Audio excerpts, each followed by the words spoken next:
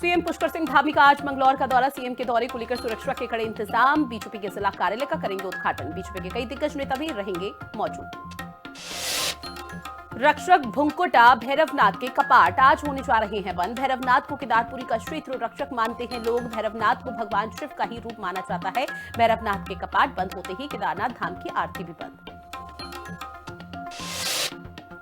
बाजपुर में मिट्टी के दियों को लेकर एक बार फिर से लौटी रौनक। लोकल फॉर वोकल से चमकी है दिवाली। कुम्हार बस्तियों में बढ़ी हलचल।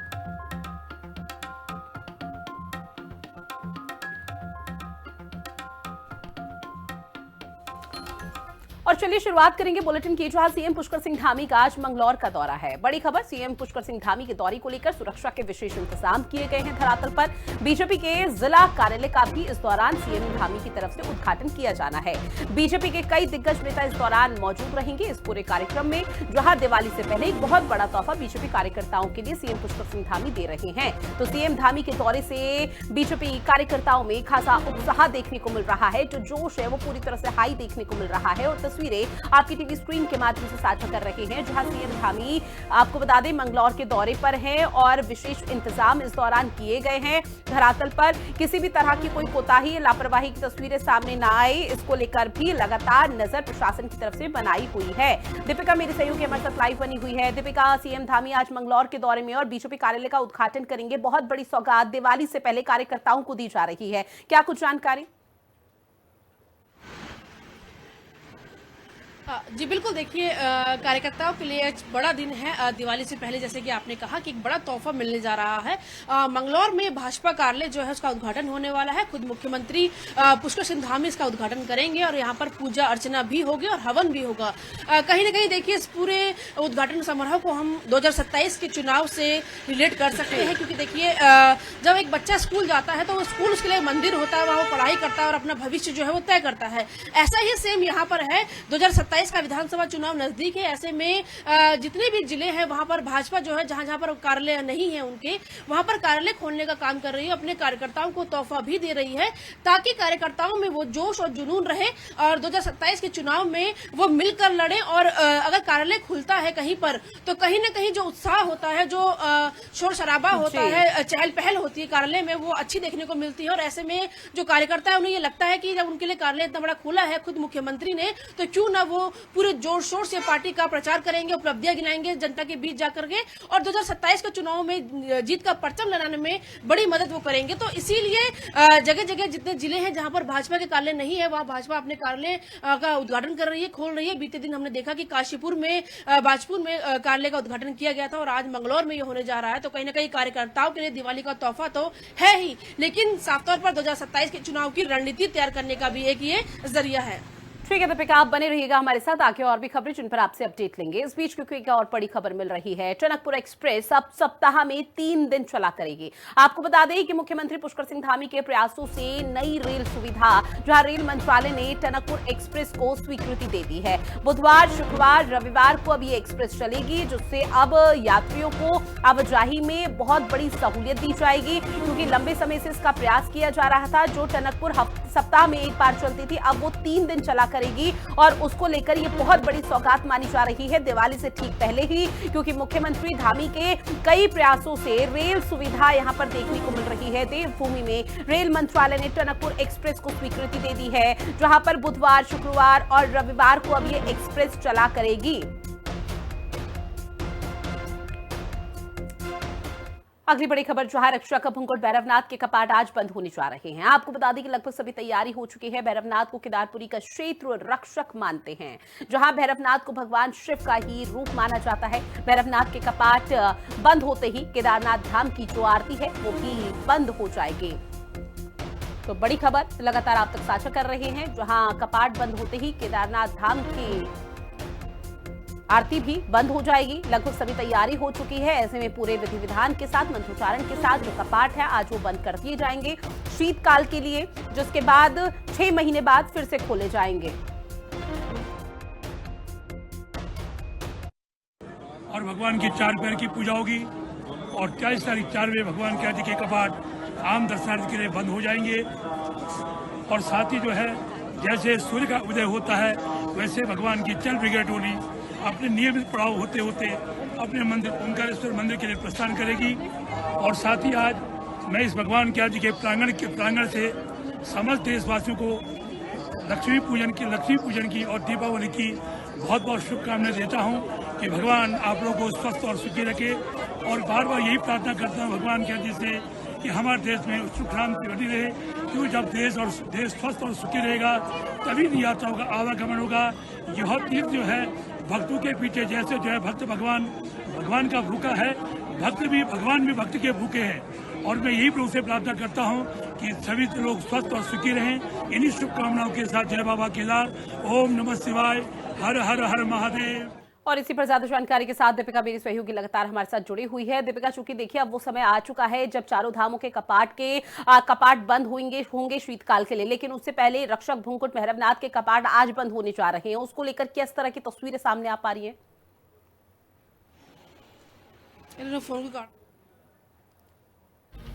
चलिए दीपिका से एक बार फिर से संपर्क करेंगे और तस्वीरें आपको दिखा रहे हैं भैरवनाथ को भगवान शिव का। आपको बता दें कि रूप माना जाता है, जहां भैरवनाथ के कपाट जैसे ही बंद होंगे तो उसके बाद केदारनाथ धाम की जो आरती है वो भी बंद हो जाएगी। ऐसे में लगभग सभी तैयारी हो चुकी है। पूरे मंत्रोच्चारण के साथ जो तमाम पंडित और तीर्थ पुरोहित हैं उनकी तरफ से इस भूकुंड भैरवनाथ धाम के जो कपाट है वो बंद कर दिए जाएंगे। ऐसे में दीपिका एक बार फिर से उनका लाइव हमारे साथ बनी हुई है।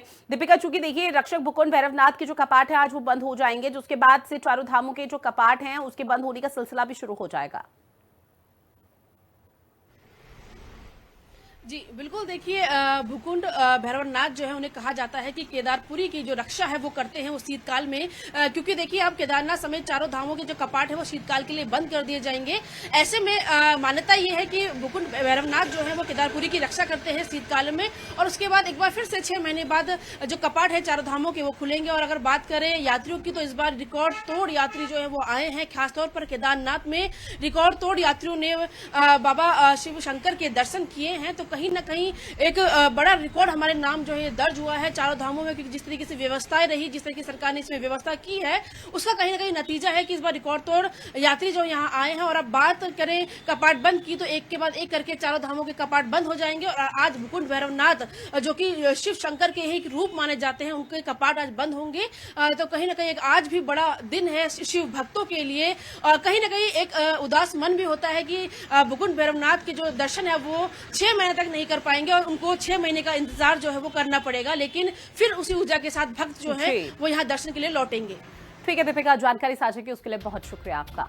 अब बात अगली खबर की, जहां उत्तराखंड में अवैध खनन के गाहे बगाहे लगते आरोपों के बीच प्रदेश में खनन क्षेत्र में बड़ी उपलब्धि हासिल हुई है। आपको बता दें कि भारत सरकार के खनन मंत्रालय की ओर से जारी राज्य खनन तत्परता सूचकांक में उत्तराखंड ने सी कैटेगरी में अग्रणी स्थान प्राप्त किया है। सीएम पुष्कर सिंह धामी ने कहा है कि उपलब्धि सरकार की पारदर्शी नीतियों का सफल परिणाम है। खनन तत्परता सूचकांक में उत्तराखंड अग्रणी, भामी सरकार की उपलब्धि कांग्रेस को हैरानी। बीजेपी ने कहा पारदर्शी नीतियों का परिणाम, कांग्रेस बोली किस आधार पर मिला ये स्थान। अवैध खनन के लगातार लग रहे आरोपों के बीच उत्तराखंड को खनन क्षेत्र में बड़ी उपलब्धि हासिल हुई है। भारत सरकार के खनन मंत्रालय की ओर से जारी राज्य खनन तत्परता सूचकांक SMRI में उत्तराखंड ने सी कैटेगरी में अग्रणी स्थान पाया है।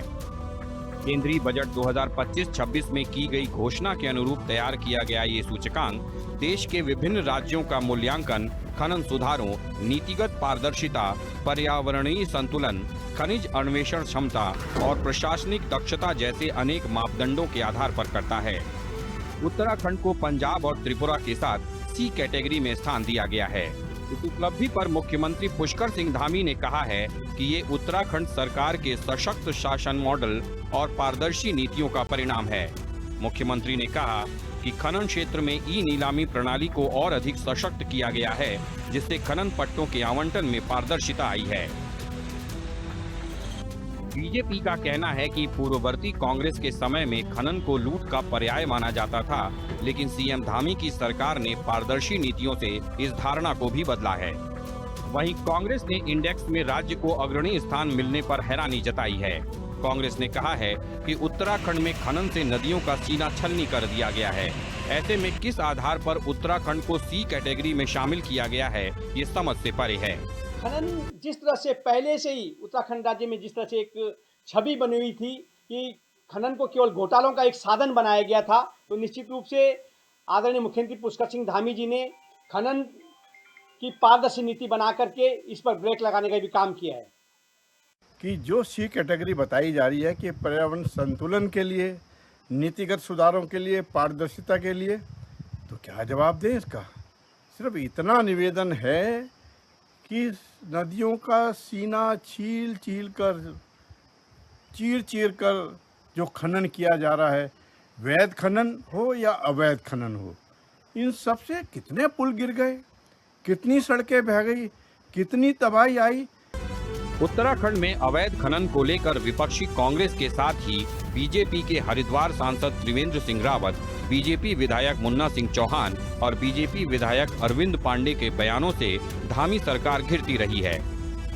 ऐसे में खनन तत्परता सूचकांक में उत्तराखंड को सी कैटेगरी में अग्रणी स्थान मिलने से धामी सरकार के विरोधियों के लिए बड़ा झटका माना जा रहा है।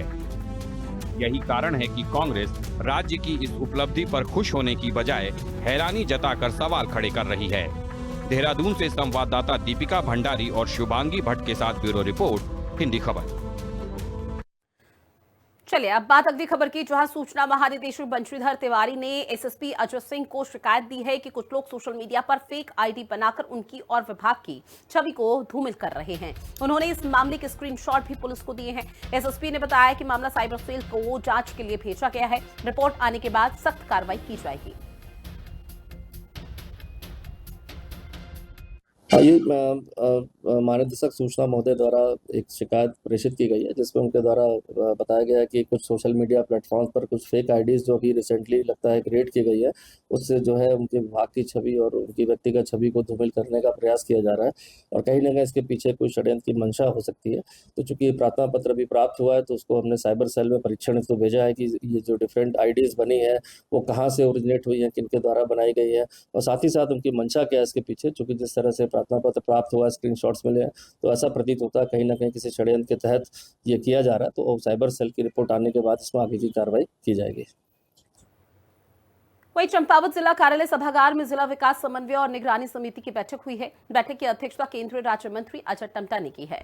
अजय टम्टा ने कहा है कि जिले और विभाग मिलकर काम करें, तभी विकास योजनाओं की गति बढ़ेगी। उन्होंने आला अधिकारियों को कहा है कि सभी योजनाओं को समय पर और पूरी गंभीरता से पूरा किया जाए। अजय टम्टा ने पिछली बैठक में दिए गए निर्देशों की समीक्षा की है और योजनाओं की रिपोर्ट मांगी है। उन्होंने कहा है कि जहां मनरेगा के तहत अच्छा काम हुआ है, वहां की कार्यप्रणाली से सीख लेकर चंपावत में भी उसे लागू किया जाए। बेहतर काम करने वाले ब्लॉकों में कार्यक्रम आयोजित कर अन्य ग्राम पंचायतों को प्रेरित करने के निर्देश भी दिए गए।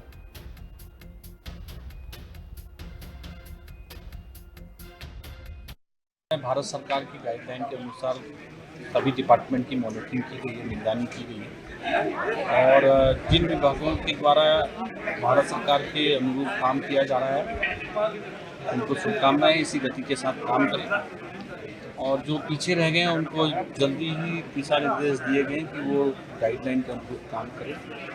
और मुझे लगता है कि यहाँ के जिला प्रशासन, जिलाधिकारी और सभी लोग बहुत एक्टिवली काम करें। 20 सूत्री कार्यक्रम में भी प्रथम स्थान में प्रदेश के रहे हैं। वहीं लोहाघाट उपजिला अस्पताल से मरीजों की मदद के लिए रखे गए 25 ऑक्सीजन कंसंट्रेटर अब तक वापस नहीं आए हैं। अस्पताल प्रशासन का कहना है कि कुछ क्षेत्रीय नेताओं ने इन्हें 1-1.5 साल पहले मांगे थे, लेकिन आज तक लौटाए नहीं हैं। इससे अस्पताल में मरीजों को ऑक्सीजन की कमी का सामना करना पड़ रहा है। अस्पताल पहुंचे पूर्व विधायक पूरन सिंह फर्त्याल को जब इस बारे में पता चला तो उन्होंने नाराजगी व्यक्त की है। उन्होंने कहा कि उनके कार्यकाल में मरीजों की सुविधा के लिए ये मशीनें दी गई थी, लेकिन अब इनका गलत तरीके से इस्तेमाल किया जा रहा है। पूर्व विधायक ने आला अधिकारियों से कहा है कि जो लोग ऑक्सीजन कंसंट्रेटर वापस नहीं कर रहे हैं उन पर कानूनी कार्रवाई की जाए।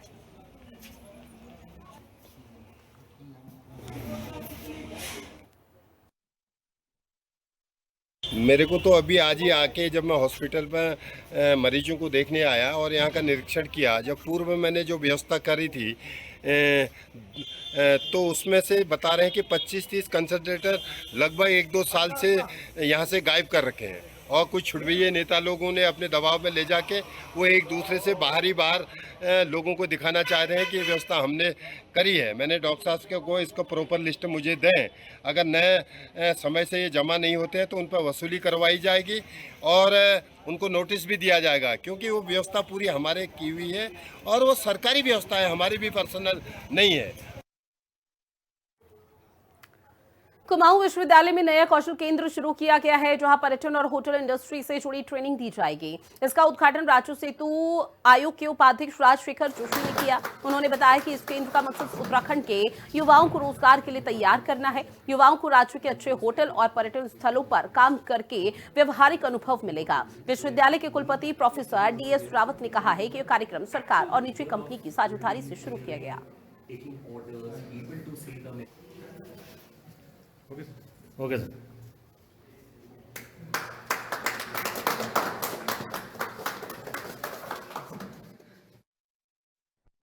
तो मेरा बहुत एक जो प्रोजेक्ट था वो दिल के क्लोज था, जिसको हमको करना था। उसी बीच में जोशी साहब ने ये प्रपोजल हमको दिया, तो वी थॉट कि it's the best opportunity for our students कि जिसको हम इसको यहाँ शुरू कर सकते हैं। एंड जो प्रोग्राम है वो अपने आप में एक यूनिक प्रोग्राम है, जो हम PPP मॉडल बोलते हैं, उसको हमने धरातल पर उतारा है। एंड इससे जो बच्चे यहाँ से लेके जाएंगे, क्योंकि हमारे साथ टाटा ग्रुप का इन्वॉल्वमेंट है, तो इसका यूज हम और चीज़ों में भी करना चाहेंगे। नेक्स्ट ईयर से हम फुल फ्लैज अपना होटल मैनेजमेंट भी शुरू करेंगे इसके साथ साथ। उत्तराखंड सरकार के बीच में हुई है, तो इस मॉडल के अंतर्गत जो ट्रेनिंग है कि हॉस्पिटैलिटी सेक्टर, जो टूरिज्म एंड हॉस्पिटैलिटी सेक्टर है, उसकी एक बड़ी एक रोबस्ट और समग्र ट्रेनिंग दी जाए। और टाटा ग्रुप से अच्छा बेटर, ताज ग्रुप से अच्छा बेटर कौन हो सकता है, और टाटा स्ट्राइव से बेटर। तो इससे उनके रोजगार के साधन न सिर्फ जो उत्तराखंड में जो श्रेष्ठ स्तर के जो होटल्स हैं या प्रॉपर्टीज़ हैं, टूरिज्म प्रॉपर्टीज़ वहाँ होगा, बट उनको है देश विदेश में भी जितनी भी बड़ी प्रॉपर्टीज़ हैं उस पर भी काम करने का मौका मिलेगा। अब बात हल्द्वानी की करेंगे, जहां फ्रांस से आए 30 विद्यार्थी और 2 शिक्षकों ने इंस्पिरेशन स्कूल का दौरा किया है। स्कूल पहुंचने पर चेयरपर्सन डॉक्टर कृतिका ब्लूटिया ने फ्रांसीसी दल का तिलक और फूलों से जोरदार तरीके से स्वागत किया। जहां स्कूल के बच्चों ने उत्तराखंड की संस्कृति पर सुंदर प्रस्तुतियां दी हैं। फ्रांस से आए विद्यार्थियों ने भी अपने देश की परंपरा और शिक्षा व्यवस्था के बारे में बच्चों तक अपने विचार साझा किए।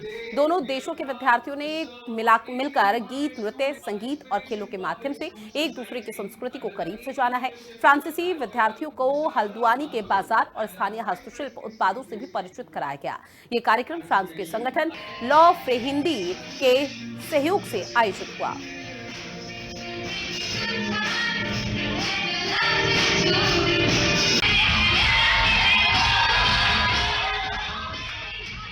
That's really cool. I like the dance and the culture. The food is really good. In this school, I really feel like accepted. I really like the school, and it's the first public school that I've seen in India. But I love the course. They were really cool. Sorry. I feel like really good. Like it's the first time, but like it's amazing. It's like a dream. और India बहुत ज़्यादा cooperation हो रहा है। हम लोगों को बहुत ज़्यादा पॉलिटिकल लेवल पे, डिफेंस लेवल पे बहुत कोऑपरेशन है। तो हम लोगों की ऑर्गेनाइजेशन है फ्रेहिंदी करके, जिसमें FRE फ्रेंच से आया और हिंदी हमारी लैंग्वेज है फ्रेहिंदी, जो कि स्कूल और कॉलेजेस को फ्रांस के, इंडिया के स्कूल एंड कॉलेजेस से जोड़ती है। तो ये स्कूल हमने इंस्पिरेशन चुना है हल्द्वानी में, बिकॉज ये फुटहिल्स ऑफ हिमालय पड़ता है और यहाँ पर जो इनके इथॉस हैं, यहाँ पर फ्रेंच भी पढ़ाई जाती है। और तो हमें ऐसे स्कूल से हम टाई अप करते हैं, क्योंकि ये बच्चे शायद फ्रांस कल को में बहुत कुछ सीखने को है। स्टूडेंट्स जो है ये फ्रांस से आए हैं और ये एक कल्चर और एजुकेशनल एक्सचेंज प्रोग्राम है।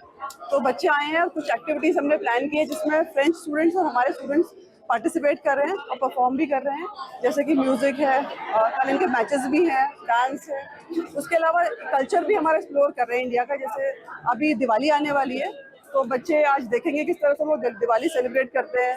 और इसके अलावा इन्होंने एक छोटी सी ट्रिप भी मार्केट की प्लान की है, जिसमें लोग देखेंगे कि किस तरह से मार्केट लगती है यहाँ की।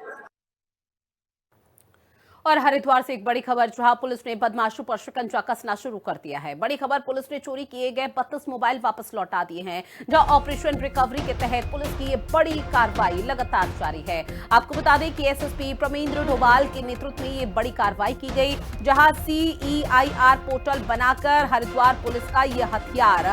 तो बड़ी खबर आपकी टीवी स्क्रीन पर, जहां आपको बता दें कि जिन लोगों के मोबाइल खो चुके थे, जिन लोगों के फोन चोरी किए गए थे, उन चोरों की तो पकड़ की ही गई है, लेकिन अब ये जो मोबाइल के मालिकों को मोबाइल फोन सुपुर्द कर दिया गया है। और ये बड़ी कार्रवाई लगातार जारी है। आगे भी इस तरह का अभियान चलाया जाएगा। इसका नाम ऑपरेशन रिकवरी दिया गया है, जिसके तहत एक बहुत बड़ी सफलता हरिद्वार की पुलिस को मिली है।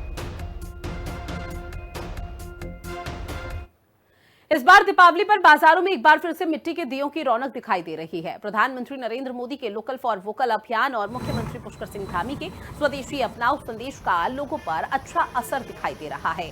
पिछले कुछ सालों में लोग बिजली और प्लास्टिक की लाइटों से घर सजाया करते थे, लेकिन इस बार लोग एक बार फिर से देशी मिट्टी के दिए खरीद रहे हैं। काशीपुर के बाजारों में मिट्टी के दियों की मांग एक बार फिर से बढ़ चुकी है। स्थानीय कुम्हारों का कहना है कि इस बार उन्हें पिछले साल से 2 गुने ऑर्डर मिले हैं।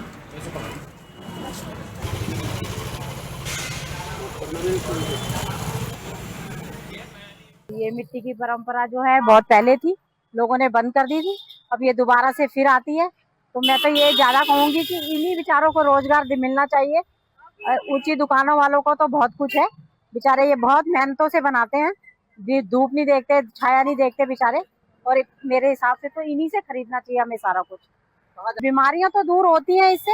आजकल नए नए प्रोडक्ट जो बना दिए हैं, उनसे सुन ही रहे हम लोग, कितनी बीमारियां फैल रही हैं जो ये हमने कभी सुनी नहीं थी।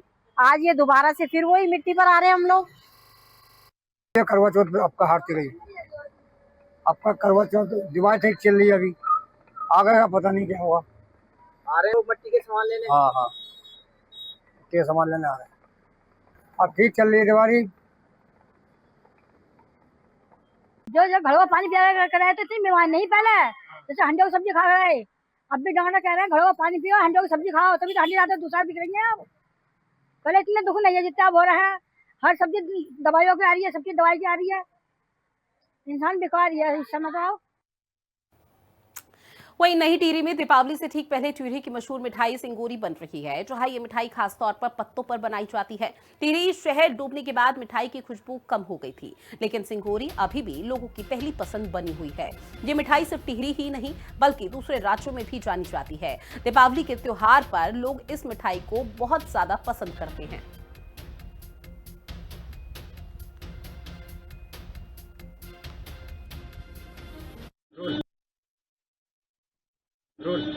ऐतिहासिक पुरानी टिहरी शहर में कभी मालू के पत्तों पर जो है मिठाई बनाई जाती थी। शहर डूबने के बाद जो है ज़रूर जो लोगों को मिठाई के लिए भी तरसना पड़ा था, लेकिन अभी भी जो अगर हम जिंदा कहें मालों के पत्तों पे जो सिंगोरी बनाई जाती है। नई टिहरी में हमारे साथ चौहान जो हैं लगातार जो मिठाई बनाते हैं दीपावली के समय, वो जो भी त्यौहार आते हैं उन त्योहारों में इसका लोग लुत्फ जरूर उठाते हैं। और एक मिठास होती है जहां एक और देश के अंदर दीपावली में मावा फर्जी तरह से मावा बेचा जा रहा है, गलत तरह से मावा बेचा जाता है और मिठाई की जांच होती है, कई सैंपल फेल हो जाते हैं। ऐसे में ये बहुत महत्वपूर्ण बात होगी कि जो है जो सिंगोरी है, ये प्रसिद्ध सिंगोरी का गीत नरेंद्र सिंह नेगी द्वारा भी लगाया गया था उत्तराखंड के अंदर, और जिस गीत को लोगों ने भी सुना था। लेकिन इस बार जो है दीपावली कुछ 2-3 दिन बाद दीपावली आने वाली है, इससे पहले सिंगोरी तैयार की जा रही है। और जो जंगलों में जो ये पेड़ मिलता है, इस पेड़ के जो पत्ते होते हैं उनसे सिंगोरी तैयार की जाती है। हमारे साथ चौहान जो वो डिटेल में बताएंगे कि किस तरह जो है मिठाई तैयार की जाती है। चौहान साहब, कब से आप इसका कारोबार कर रहे हैं? देखो जी, मुझे इसमें 38-40 साल हो गए। मुझे इस मिठाई को पुरानी टिहरी से बनाते आ रहे हैं। हमारे पिताजी बनाते थे। चौहान हमारी चौहान स्वीट शॉप पुरानी टिहरी में भी थी। अब 25 साल लगभग मुझे नई टिहरी में भी हो गए हैं। और मैं प्रयास करता हूँ कि हमेशा फ्रेश मिठाई मिले, और पर डे शाम को बनती है, सुबह ये दूसरे दिन ये बिकने के लिए तैयार हो जाती है। तो इसके पत्ते लाने पड़ते हैं पेड़ से, फिर इसकी सफाई करनी पड़ती है, फिर इसको पत्ते मोड़ने पड़ते हैं, फिर इसमें ड्राई फ्रूट्स मावा वगैरह भर के, और आज शाम को मैं इसको तैयार करूँगा और कल सुबह ये तैयार होके बिकने के लिए दुकान में जाएगी। इसकी डिमांड अगर हम डिमांड की बात करें तो डिमांड क्या, इसकी डिमांड भी इस तरह की आती है कि लोग वैसे ले जाते हैं मिठाई को? देखो जी, जो लोग बाहर देश से आते हैं, अभी मैंने परसों भी दिया तो वो अमेरिका ले गए हैं, एक हमारे दोस्त थे तो उन्होंने कहा यार ये मिठाई मुझे अमेरिका ले जानी है। तो बाहर देशों में भी काफ़ी जब कोई आता है तो ये सर्दियों में, विशेषकर सर्दियों में खाने लायक अच्छी होती है, क्योंकि ड्राई फ्रूट पड़ते हैं तो इसके अंदर, तो इसे सर्दियों में ज़्यादा चलता है ये। ये शहर डूबने के बाद जो सांस्कृतिक थी वो भी धरोहर है, उसको जिंदा कैसे रखा जाए, जो वास्तविक जो मिठास थी वो गायब न हो। मिठास नई मास्टर प्लान, नया शहर है, नए शहर में कई तरह के लोग बसे थे। शहर डूबने के बाद जो है अब इस नई शहर में ये जो सिंगोरी है, इस जरूर जो है इसका मिठास लोगों को देखने को मिलेगी। मैं जगत तोपाल, हिंदी खबर, टिहरी गढ़वाल।